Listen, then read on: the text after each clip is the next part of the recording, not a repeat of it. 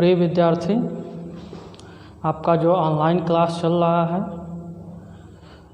तो आशा है कि आप अच्छा से उसका उपयोग कर रहे हैं। आपको विज्ञान में और पर्टिकुलर भौतिक विज्ञान में कक्षा 10 के विद्यार्थियों के लिए जो प्रकाश चैप्टर चल रहा है उसमें आपको अवतल दर्पण से प्रतिबिंब कैसे बनता है इसके बारे में बताया जा रहा है। उसी के क्रम में आपको 3 कंडीशन बताया जा चुका है। पहला कंडीशन आपको बताया गया, यदि कोई वस्तु अवतल दर्पण के सामने अनंत पर रखी गई हो तो उसका प्रतिबिंब कहाँ और कैसे बनता है, यह आपको बताया जा चुका है। जिस भी विद्यार्थियों को पढ़ना होगा इसके बारे में चैनल पर जाकर पिछला वीडियो देख सकते हैं। उसके बाद से आपको बताया गया दूसरा कंडीशन, यदि कोई वस्तु अवतल दर्पण के सामने वक्रता केंद्र से अधिक दूरी पर रखी गई हो तो उसका प्रतिबिंब कैसे और कहाँ पर बनता है, दूसरा कंडीशन। अब इसके बाद से तीसरा कंडीशन आपको बताया गया कि यदि कोई वस्तु अवतल दर्पण के सामने वक्रता केंद्र पर रखी गई हो तब उसका प्रतिबिंब कहाँ और कैसे बनता है, इसके बारे में भी आपको बताया जा चुका है। तो आज का क्लास आपका स्टार्ट हो रहा है चौथे कंडीशन से और वह हेडिंग है, यदि कोई वस्तु अवतल दर्पण के सामने मुख्य फोकस और वक्रता केंद्र के बीच में कहीं पर रखी गई हो।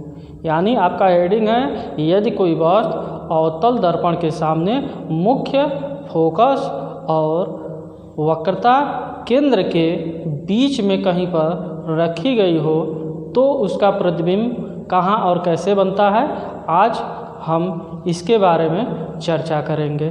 तो चलिए इसके बारे में चर्चा किया जाए। तो आपका चौथा कंडीशन जिसके बारे में आज आपको पढ़ना है, यदि कोई वस्तु अवतल दर्पण के सामने वक्रता केंद्र और मुख्य फोकस के बीच में कहीं पर स्थित हो। तो आज आपका जो हेडिंग है वह आपको पूर्णतः बता दिया गया। क्या आज का हेडिंग है आपका, यानी आपका हेडिंग है, यदि कोई वस्तु अवतल दर्पण के सामने वक्रता केंद्र और मुख्य फोकस के बीच में कहीं पर स्थित हो तो उसका प्रतिबिंब कहाँ और कैसे बनता है, इसके बारे में आज आपको चर्चा करनी है।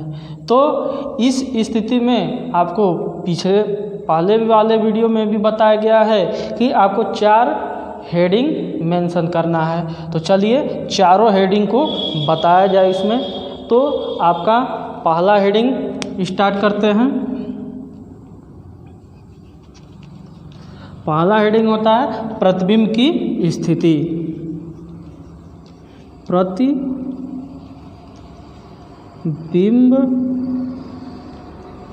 की स्थिति।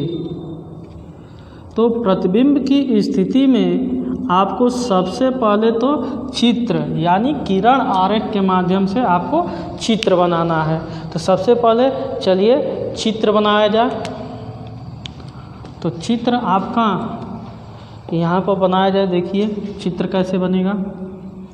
सबसे पहले कोई एक आप अवतल दर्पण M1 और M2 लेंगे। अब आपका इस पर मुख्य अक्ष लीजिए।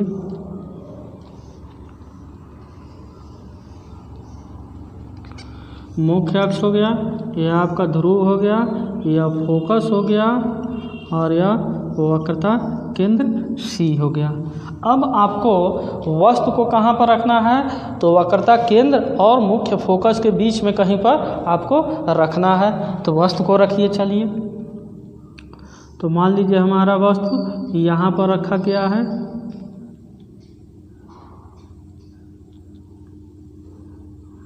वस्तु आपने रखा जिसका नाम दिया A और B। तो आप जानते हैं कि सबसे पहले यहाँ से एक किरण ऊपरी छोर से क्या होगी? दर्पण पर पड़ेगी। तो यहाँ से मुख्य अक्ष के समांतर दर्पण पर जब एक किरण पड़ेगी तो वह परावर्तन के बाद कहाँ से जाएगी? तो मुख्य फोकस से होकर निकल जाती है। अब देखिए दूसरी किरण जो आपको कहाँ पर पड़ेगी? तो मुख्य फोकस से होकर जाएगी। यानी पहला किरण आपका ऊपरी छोर से मुख्य अक्ष के समांतर दर्पण पर पड़ा तो परावर्तन के बाद से वह कहाँ नियम के हिसाब से मुख्य फोकस से होकर निकल गया। अब इसके बाद से आपको दूसरा किरण किससे होकर जाएगा? तो मुख्य फोकस से होकर जाएगी। तो जो मुख्य फोकस से होकर जाएगी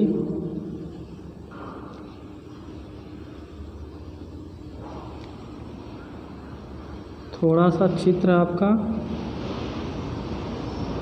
डिस्टर्ब हो रहा है तो इसको देख लीजिए दोबारा।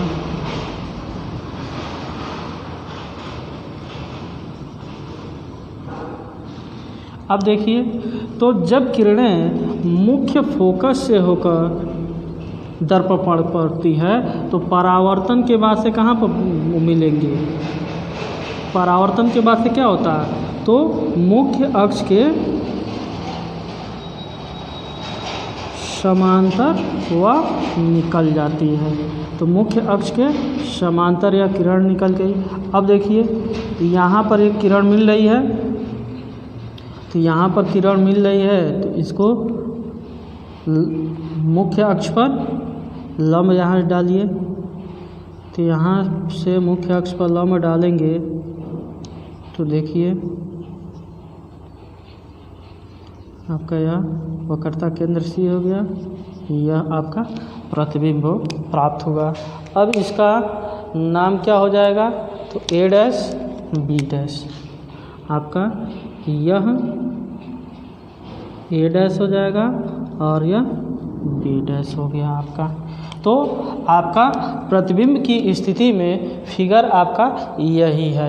पहली किरण जो क्या होगी? वस्तु के एकदम ऊपरी छोर से मुख्य अक्ष के समांतर दर्पण पर पड़ेगी तो परावर्तन के बाद से वह कहाँ से जाएगी? मुख्य फोकस से होकर निकल कर चली जाएगी। अब दूसरी किरण मुख्य फोकस से होकर दर्पण पर पड़ेगी तो परावर्तन के बाद से मुख्य अक्ष के समांतर निकल जाएगी। अब दोनों किरणें जिस बिंदु पर मिल रही हैं उस बिंदु से हम मुख्य अक्ष पर जब लंब डला लेंगे तो देखिए यह आपका प्रतिबिंब प्राप्त हुआ। और प्रतिबिंब आपका कहाँ प्राप्त हुआ है? तो यह वक्रता केंद्र से दूर प्राप्त हुआ है। मतलब वक्रता केंद्र से अधिक दूरी पर या फिर दूर प्राप्त हुआ है। तो यानी आप वक्रता केंद्र और मुख्य फोकस के बीच में कहीं पर भी वस्तु को रखेंगे तो आपका जो प्रतिबिंब प्राप्त होगा, कहाँ प्राप्त होगा, तो वक्रता केंद्र से दूर प्राप्त होगा, वक्रता केंद्र से दूर प्राप्त होगा आपका यह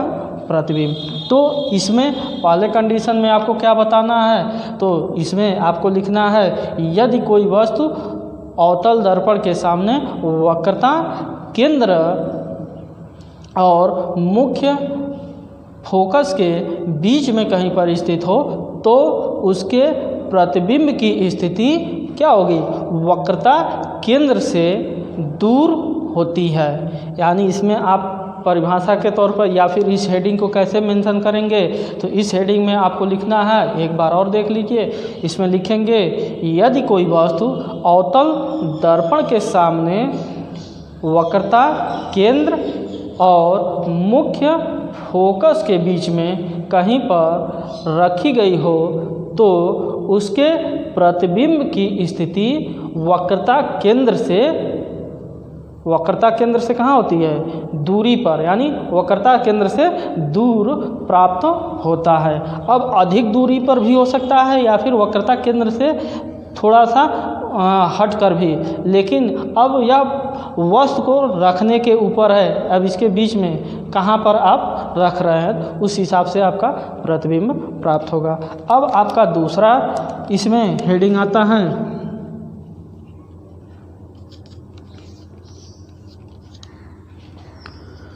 प्रतिबिंब की प्रकृति। प्रतिबिंब की प्रकृति,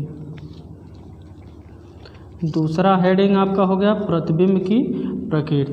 अब आपको इसमें क्या बताना है, प्रकृति में तो वास्तविक है कि आभासी है। तो आपको बताया गया है कि जब किरणें आपस में मिलती हैं तो वास्तविक प्रतिबिंब बनता है। तो आप यहाँ पर देख रहे हैं कि किरणें आपस में मिल रही हैं, इसलिए जो आपका प्रतिबिंब बनेगा वास्तविक बनेगा। तो इस हेडिंग में आपको कैसे लिखना है, तो लिखेंगे यदि कोई वस्तु अवतल दर्पण के सामने वक्रता केंद्र और मुख्य फोकस के बीच में कहीं पर रखी गई है तो उसके प्रतिबिंब की प्रकृति वास्तविक होती है, क्योंकि किरणें वास्तव में मिलती हैं। अब इसके बाद से आपका तीसरा जो हेडिंग है उसको देख लीजिए, इसमें कैसे लिखना है। तो तीसरा हेडिंग में क्या लिखा जाएगा, प्रतिबिंब का विन्यास होता है। प्रतिबिंब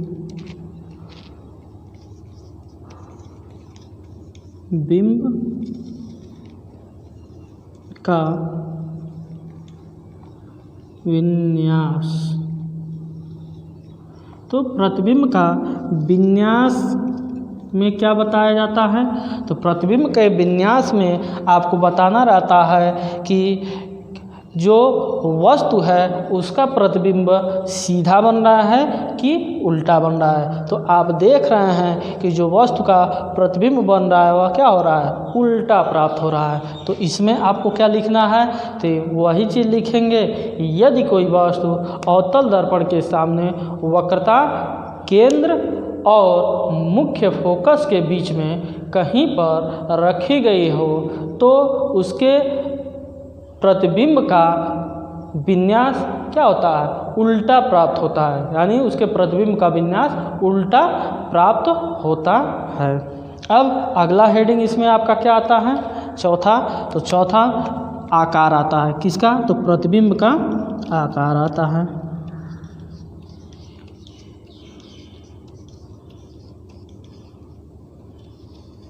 प्रतिबिंब का आकार।